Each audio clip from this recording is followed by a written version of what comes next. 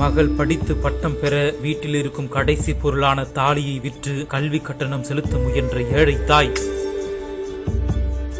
அடகு கடைக்காரர் மூலம் கேள்விப்பட்டு கல்லூரி கல்வி கட்டணம் உள்ளிட்டவற்றை முழுமையாக செலுத்தி தாயின் தாலியை மீட்ட சமூக ஆர்வலர்.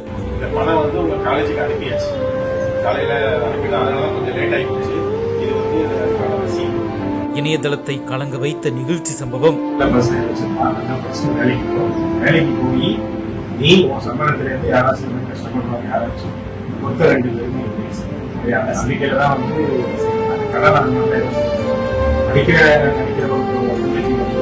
படிப்பு கெட்டக்கூடாது.